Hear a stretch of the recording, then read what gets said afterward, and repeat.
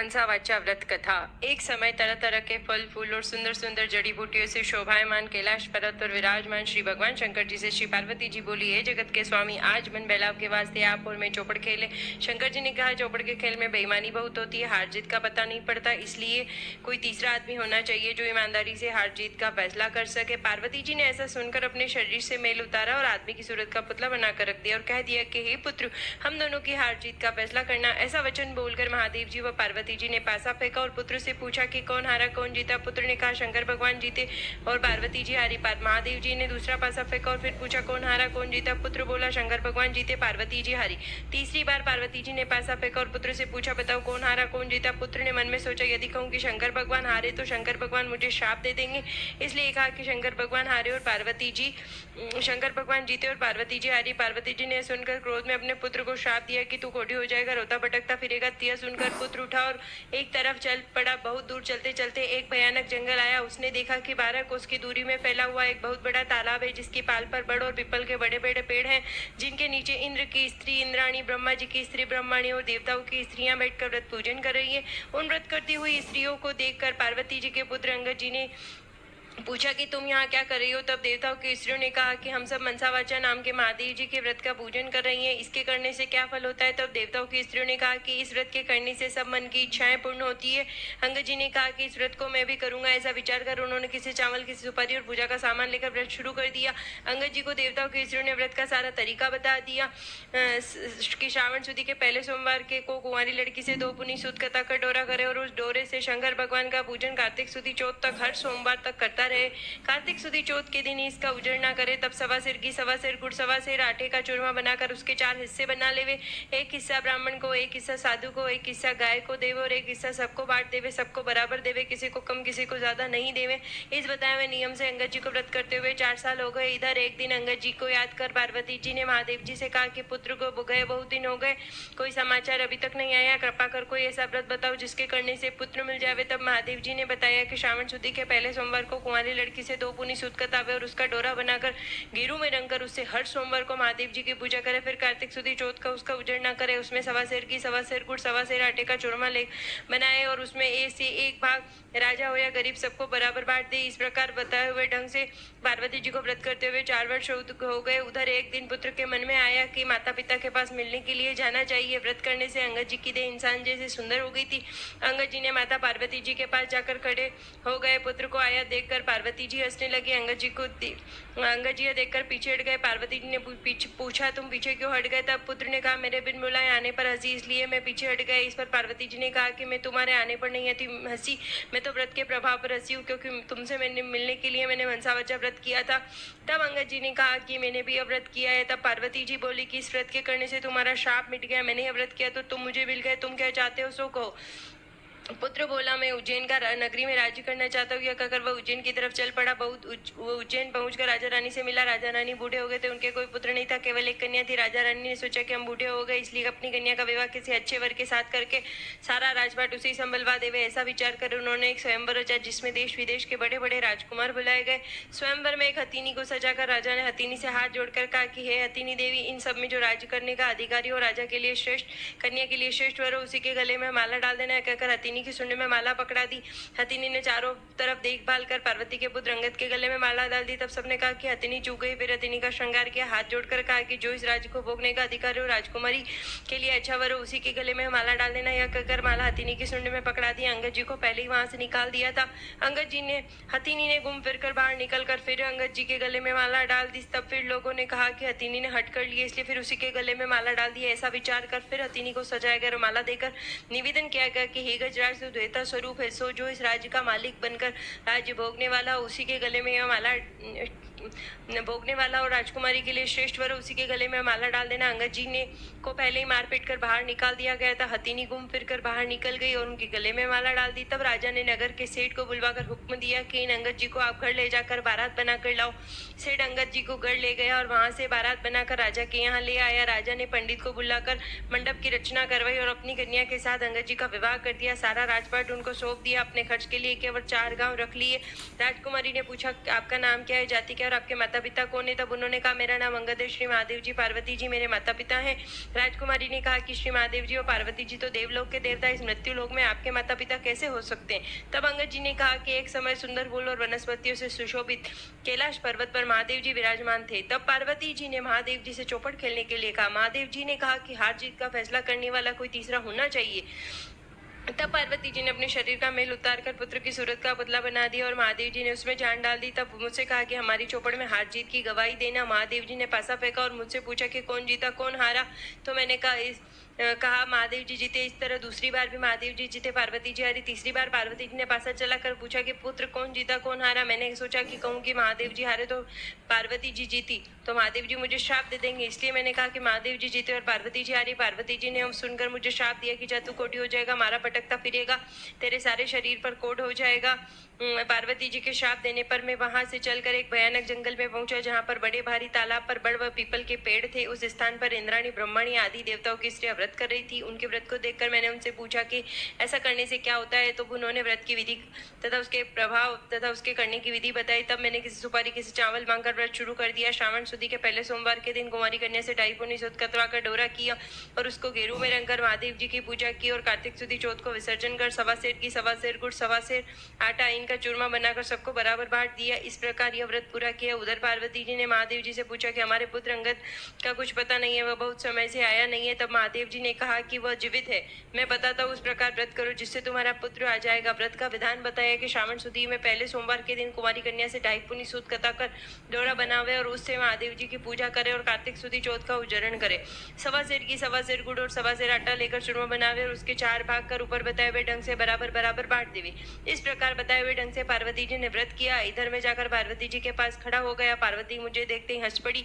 मैं पार्वती जी को हंसता देखकर पीछे हट गया और पार्वती जी ने कहा कि तुम पीछे क्यों हटे? मैंने कहा कि तुम मेरे बिना बुलाए आने पर हंसी, इसलिए पीछे हटा। पार्वती जी ने कहा कि मैं तो इसलिए हंसी कि मैंने मनसावाचा व्रत किया और उसके प्रभाव से तुम मुझे मिल गए। मैंने कहा कि मैंने भी व्रत किया है। तब माता पार्वती ने कहा कि तुम्हारे मन में क्या है सो कहो। मैंने कहा कि उज्जैन नगरी की राजकुमारी और उज्जैन का राज्य मुझे मिल जाए। तब पार्वती जी ने कहा कि तुम्हारे मन की इच्छा अवश्य पूर्ण होगी, अब उज्जैन नगरी का राज्य भी मिल गया।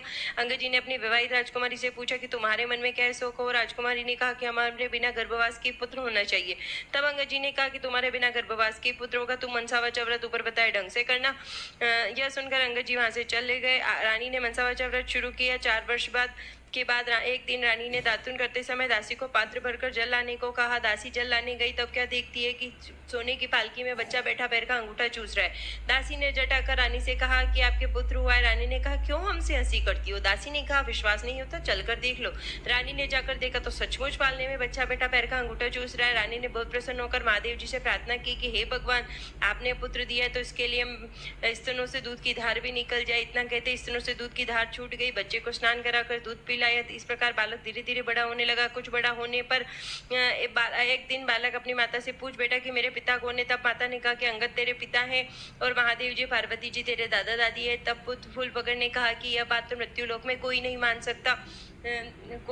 सकता। तब माता ने कहा कि एक दिन महादेव जी ने कैलाश पर्वत पर चौपड़ खेलने की सोची। हार जीत का फैसला करने के लिए पार्वती जी ने अपने शरीर से मेल उतार कर मनुष्य का पुतला बनाया और कहा कि तुम हमारी हार जीत का फैसला करना। यह कहकर महादेव जी ने पासा फेंका और पूछा कि कौन जीता कौन हारा? पुत्र ने कहा महादेव जी जीते, पार्वती जी हारी। दूसरी बार भी पासा चलने पर पुत्र ने कहा कि महादेव जी जीते, पार्वती जी हारी। तीसरी बार पार्वती जी ने पुत्र से पूछा कौन जीता कौन हारा? पुत्र ने महादेव जी के शाप से डरकर कहा कि महादेव जी जीते, पार्वती जी हारी। पुत्र के वचन सुनकर पार्वती जी ने आवेश में आकर पुत्र को श्राप दे दिया कि तू दर दर भटकता फिरेगा, तेरे सारे शरीर पर कोट हो जाएगा।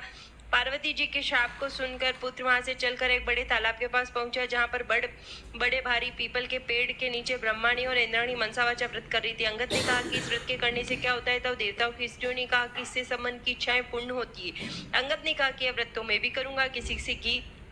किसी से चावल मांगकर व्रत शुरू किया। व्रत करते करते 4 वर्ष हो गए। उधर पार्वती जी ने महादेव जी से पूछा कि पुत्र नहीं आया, सो ऐसा उपाय बताओ जिससे मेरा पुत्र आ जावे। महादेव जी ने कहा श्रावण सुदी चौथ को जब पहला सोमवार आवे तब कुमारी कन्या से सूत कथा कर महादेव जी का पूजन करे। सवा सेर की सवा सेर गुड़ सवा सेर आटे का चूरमा बनाकर 4 भाग में बराबर कर एक साधु एक ब्राह्मण एक गाय को देना। आधा खुद खावे आधा बांट देवे। ऐसा 4 वर्ष तक करे। 4 वर्ष व्रत करने पर पुत्र आकर खड़ा हो गया और पार्वती जी हंसने लगी। तब अंगद जी से पूछा कि तुम पीछे क्यों हट गई? तब अंगद ने कहा कि तुम हंसी इसलिए मैं पीछे हट गया। पार्वती जी ने कहा कि मैं तो व्रत के प्रभाव से हंसी हूँ। पुत्र ने पूछा कि तुमने कौन सा व्रत किया है? पार्वती जी ने कहा कि मैंने मनसावाचा व्रत किया। पार्वती जी ने कहा कि इस व्रत के प्रभाव से तुम्हारा शाप मिट गया, अब तुम्हारे मन में कैसे होगा? पुत्र ने कहा मैं उज्जैन नगरी का राज्य चाहता हूँ। तब माता बोली तुम्हें उज्जैन का राज्य मिल जाएगा, तेरे पिता के बताने से मैंने इस मनसावाचा व्रत को किया, तो तुम बिना गर्भवास के पुत्र उत्पन्न हुए। इस तरह अंगद जी तुम्हारे पिता और महादेव जी तुम्हारे दादा है। माता ने कहा कि पुत्र तुम्हारी क्या इच्छा है सो कहो। पुत्र ने कहा कि हमारे यहाँ इंद्रलोक से विमान आवे जिसमें एक कन्या, उसी के साथ मेरा विवाह हो। माता ने कहा जा तेरी इच्छा पूर्ण होगी।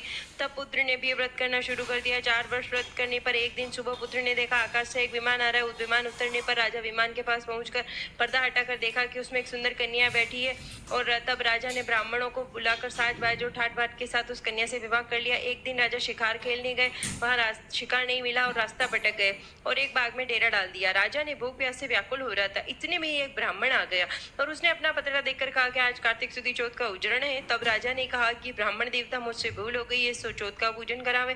पूजन कराकर नगर में खबर भेजी कि राजमहल से 1.25 सेर की 1.25 सेर गुड़ 1.25 सेर आटे का चूरमा बनाकर भेजा जावे। रानी ने सोचा कि फौज साथ में होने से इतने से चूरमे से क्या होगा, इसलिए एक गाड़ी भरकर भेज दिया। राजा ने सोचा कि मेरे लिए तो यह काफी है, किंतु फौज के लिए तो थोड़ा ही होगा। इतने में महादेव जी ने गुस्से में भरकर राजा को स्वप्न में कहा कि तुम अपनी रानी को घर से निकाल दो, नहीं तो तुम्हारा राज्य नष्ट कर दूंगा। तब राजा ने खुद महल में जाकर रानी को डांट डपट कर राज्य से निकाल दिया। रानी महल से निकल कर जाने लगी, तब रास्ते में दीवान मिल गया। तब उसने रानी से पूछा कि कहाँ जा रही हो? तब रानी ने सब हाल कहा। दीवान ने कहा राजा साहब का गुस्सा कम होने पर उन्हें समझा देंगे, आप मेरे घर पर चलो।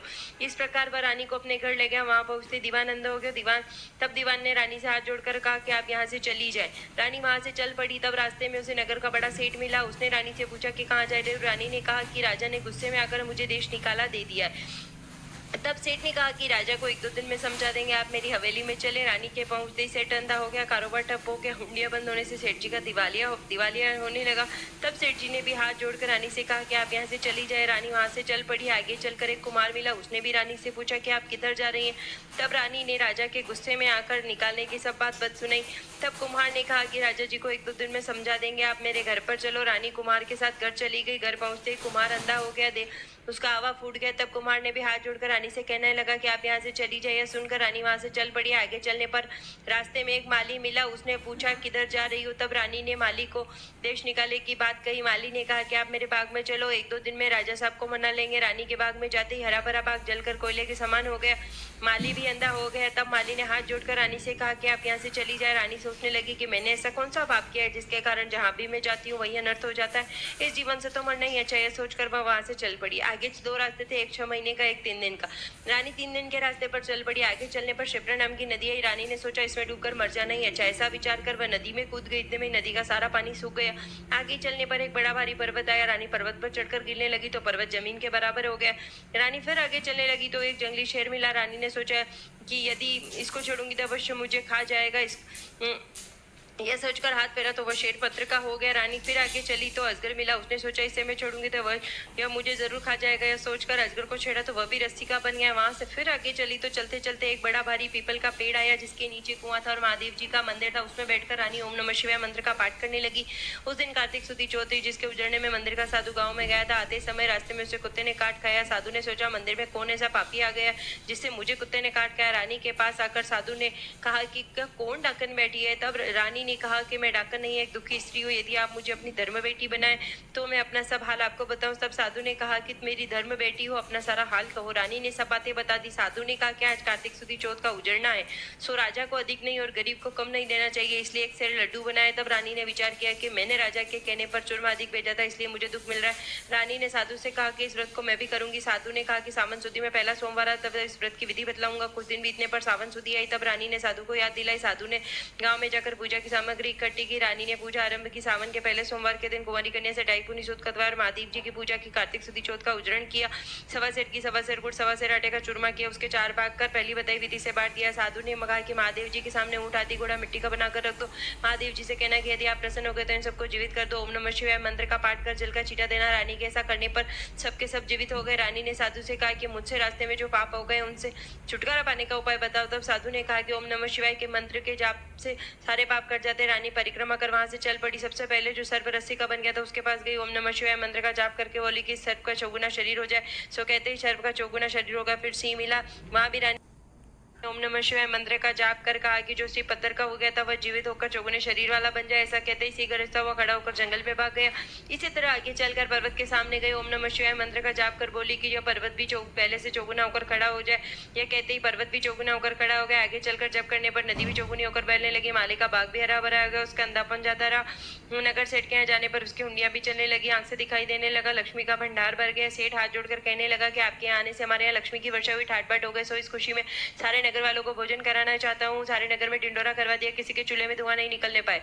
जो किसी के चूल्हे में धुआं हो उसे 11 रुपए दंड होगा। सारे गांव के लोग भोजन कर जाने लगे। खबर दरबार में भी पहुंची कि आज चौथ का उजड़ना है, सो जो कोई भूखा पैसा स्त्री पुरुष मिले तो उसे भोजन के लिए भेज दे। सारे शहर में ढूंढने पर भी कोई भूखा पैसा स्त्री पुरुष नहीं मिला। एक धोबी से पता पड़ा कि एक गंदी बेड़ी बुढ़िया है जिसके संपूर्ण शरीर में कोट हो रहा है। बुढ़िया को लाकर स्नान कराते स्नान बुढ़िया का कोट जलने लगा। बुढ़िया को रानी के पास ले जाने पर रानी ने उसे कथा सुन लेने पर स्वर्ग से विमान आया और वह डोकरी सदैव बैकुंठ को चली गई। इस प्रकार शंकर भगवान के दर्शन से, अर्चन पूजन भक्ति भाव से करने पर हर एक की मनोकामना पूरी होती है। भगवान शंकर जी की जो नर नारी श्रावण कार्तिक व माघ महीने में श्रद्धा भक्ति भाव से पूजा करता है वह सुंदर सुंदर भोगों को भोगने के बाद संसार के बंधनों से छूट मुक्ति को प्राप्त होता है। अतः शंकर भगवान की नित्य प्रति पूजा कर हर गृहस्थी अपना जन्म सफल करे। हर हर महादेव। बोलो मनसापूर्ण महादेव की जय।